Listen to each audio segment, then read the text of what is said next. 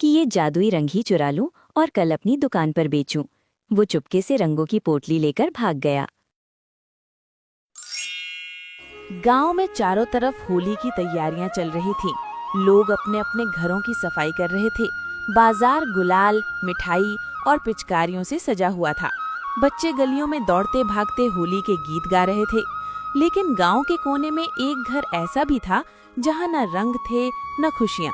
सावित्री अपने बेटे गोलू के साथ घर के कोने में बैठी थी। उसका पति केशव 4 साल पहले एक हादसे में गुजर गया था और तब से ही सावित्री ठाकुर भालू प्रताप के घर खाना बनाने का काम किया करती थी। माँ, इस बार हम होली मनाएंगे ना? मुझे भी रंग लगाना है और मिठाई खानी है। बेटा, होली तो सबके लिए होती है, लेकिन हमारे पास अभी पैसे नहीं हैं। अगर इस बार हम थोड़ी और मेहनत कर लें तो अगले साल धूमधाम से होली मनाएंगे।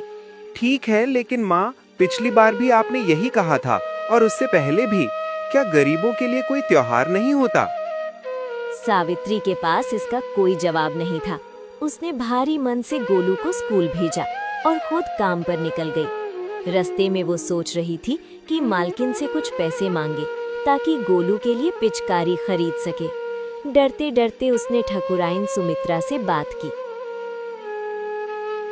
मालकिन, होली का त्योहार आ रहा है। गोलू रंग और पिचकारी की जिद कर रहा है। अगर आप कुछ पैसे दे देते तो मैं उसके लिए कुछ खरीद लेती। आप अगले महीने मेरी पगार से काट लेना। अच्छा, तो तुम्हें शर्म नहीं आती पैसे मांगने में? अभी 10 दिन पहले ही पैसे लिए थे और फिर आ गई। एक तो काम पर लेट आती हो और पैसे ऐसे मांगती हो जैसे कमा कर रखे हो। मालकिन, पैसे मांगने में शर्म कैसी? मैं तो अपने काम के ही पैसे मांग रही हूँ। बस होली है इसलिए बच्चे के लिए हाथ फैला रही हूँ। देख सावित्री, मुझे बहस नहीं करनी। पैसे समय पर ही मिलेंगे। काम करना है तो करो, वरना जा सकती हो। तुम्हारे जैसों की कमी नहीं है। इतने में ही ठाकुर भानु प्रताप वहां आ पहुँचे। किस बात की बहस चल रही है? देखो न जी, एक तो काम पर लेट आती है और महीना पूरा होने से पहले ही पैसा मांगने लगती है। सावित्री, काम वाली होकर तुम मालकिन से जुबान लड़ाती हो। निकल जाओ मेरे घर से।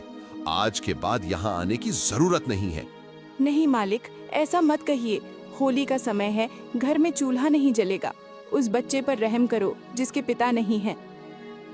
मुझे कुछ नहीं सुनना। चल निकल यहाँ से, नहीं तो धक्के मारकर निकलवाऊंगा। सावित्री रोती हुई वहां से निकल गई। वो इतनी परेशान थी कि चलते चलते जंगल के रास्ते पर निकल गई और एक पेड़ के नीचे बैठकर रोने लगी। तभी वहां से एक महात्मा जी गुजरे। बेटी, तुम इस सुनसान जंगल में अकेले बैठकर क्यों रो रही हो? क्या बताऊं बाबा, किस्मत ही खराब है। जमींदार ने काम से निकाल दिया। अब समझ नहीं आ रहा कि होली कैसे मनेगी और घर कैसे चलेगा। उदास मत हो बेटी, अभी होली में 4 दिन है। तुम दूसरों के यहाँ गुलामी करने के बजाय अपना व्यापार क्यों नहीं शुरू कर दी?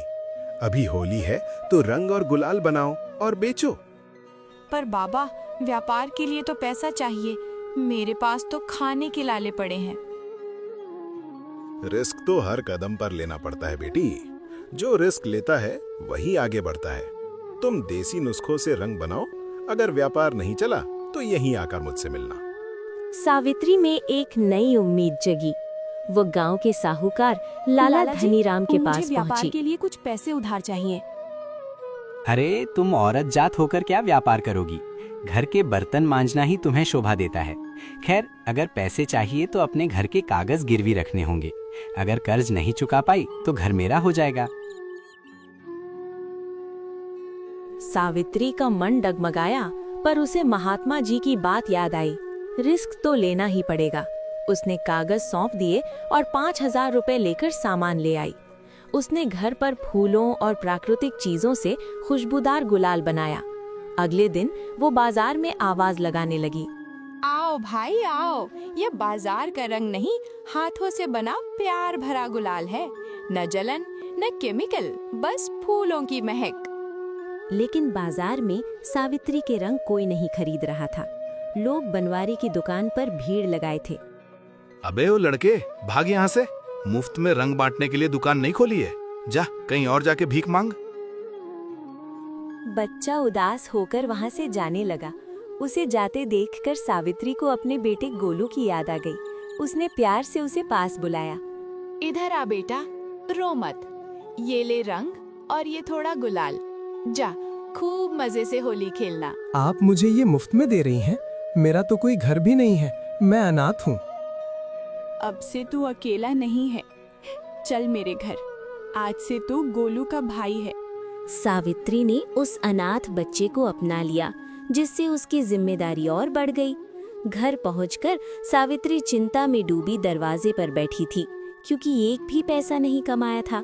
तभी अचानक वही महात्मा जी वहां प्रकट हुए। क्या हुआ बेटी, क्या तुम्हारे रंग कोई नहीं खरीद रहा? बाबा, मेरे रंगों में चमक नहीं है। बनवारी के रंग चमक रहे हैं, इसलिए सब वहीं जा रहे हैं। मेरा घर भी दांव पर लगा है। चिंता मत कर बेटी, तूने एक अनाथ को सहारा दिया है। तेरी नीयत साफ है। ये ले एक डिबिया, इसमें जादुई चूर्ण है। इसे अपने रंगों में मिला देना, पर याद रहे ये सिर्फ प्रेम और सच्चाई के लिए है। अगर लालच आया तो ये बेअसर हो जाएगा। महात्मा जी इतना कहकर गायब हो गए। सावित्री ने रात भर जागकर वो चूर्ण अपने रंगों में मिला दिया। अगली सुबह जब वो बाजार पहुंची तो चमत्कार हो गया। उसके रंगों से अद्भुत खुशबू आ रही थी और वे सूरज की रोशनी में चमक रहे थे। अरे बहन, ये रंग तो बहुत ही सुहावना लग रहा है। जरा एक पैकेट देना। वाह, ये तो चेहरे को ठंडक दे रहा है और इसकी खुशबू जैसे ताजे फूल। मुझे 10 पैकेट दे दो। देखते ही देखते बनवारी की दुकान के ग्राहक सावित्री के पास आने लगे। भाई साहब, ये गुलाल मैंने घर में बनाया है। इसमें कोई केमिकल नहीं है। आप बच्चों को भी बेझिझक लगा सकते हैं। सावित्री के सारे रंग बिक गए और उसकी अच्छी कमाई हुई। बनवारी ये सब देखकर गुस्से से जल उठा। उसने अपने नौकर भोलू को बुलाया। अबे ओ भोलू, ये कल की भिखारी औरत आज रातों रात इतनी अमीर कैसे हो रही है? मालिक, मैंने देखा था, इसके घर कल एक साधु बाबा आए थे। उन्होंने ही कुछ जादू किया है। अच्छा, तो ये बात है। अब हम भी वैसा ही करेंगे। रात को जब वो सो जाएगी तो हम उसके घर में घुसकर उसके रंगों में लाल मिर्च का पाउडर मिला देंगे। फिर कोई उसका रंग नहीं खरीदेगा। रात के अंधेरे में बनवारी और उसका साथी हरिया सावित्री की झोपड़ी के पास पहुंचे। देख हरिया, तू अंदर जा और ये मिर्च का पाउडर रंगों में मिला दे। नहीं नहीं मालिक, मैं नहीं जाऊंगा। सावित्री ने देख लिया तो बहुत मारेगी।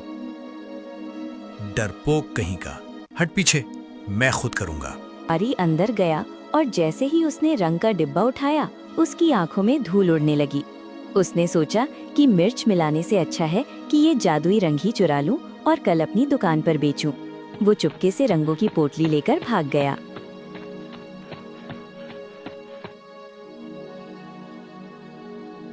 अगली सुबह जब सावित्री जागी तो देखा कि उसके सारे रंग गायब हैं।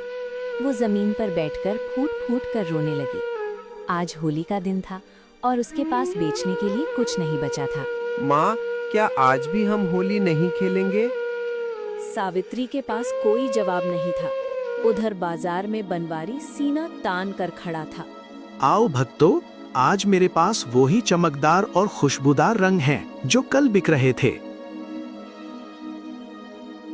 वो भारी कदमों से बाजार की तरफ निकली और देखा कि बनवारी की दुकान पर भारी भीड़ लगी है। अरे सावित्री, तू आज खाली हाथ क्यों खड़ी है? देख, बनवारी के पास बिल्कुल तेरे जैसे ही चमकदार और खुशबूदार रंग हैं। सब लोग वहीं से खरीद रहे हैं। काकी, कल रात मेरे घर से सारे रंग चोरी हो गए। मुझे लगता है बनवारी ने ही मेरा माल चुराया है। तभी गांव का एक बुजुर्ग वहां पहुंचा और उसने भी वही बात कही कि बनवारी के रंगों से वही महक आ रही है जो कल सावित्री के रंगों में थी। सावित्री ने हिम्मत जुटाई और सीधे गांव के मुखिया जी के पास पहुंच गई। मुखिया जी ने तुरंत बनवारी को दरबार में तलब किया। बनवारी, सावित्री का आरोप है कि तुमने उसके रंग चुराए हैं। तुम्हारा क्या कहना है? बनवारी समझ गया कि अगर वो झूठ बोला तो पकड़ा जाएगा। उसने हाथ जोड़कर सावित्री से माफी मांगी। सावित्री बहन, मुझे माफ कर दो। मैं लालच में आकर आपका रंग चुराया। बनवारी, तूने एक विधवा स्त्री का रंग चुराकर अच्छा नहीं किया। खैर छोड़ो, होली के ऑफर में तेरी गुनाह कम हुई। बस तेरी एक सजा है कि तू अपने घर जा और मेरे लिए मिठाई और गुजिया लेकर आ। ऐसा सुनते सारे लोग हंसने लगे और इस तरह उस साल सावित्री के घर भी खुशियों के रंग लौट आए। गोलू और छोटू हंसते हुए एक दूसरे को गुलाल लगा रहे थे और पूरे गांव में सच्चाई की जीत का जश्न मन रहा था। याद रखिए, असली रंग वही है जो दिलों को जोड़े, ना कि तोड़े। आप सभी को ढेर सारी खुशियाँ, प्यार और सुरक्षित रंगों के साथ होली मुबारक।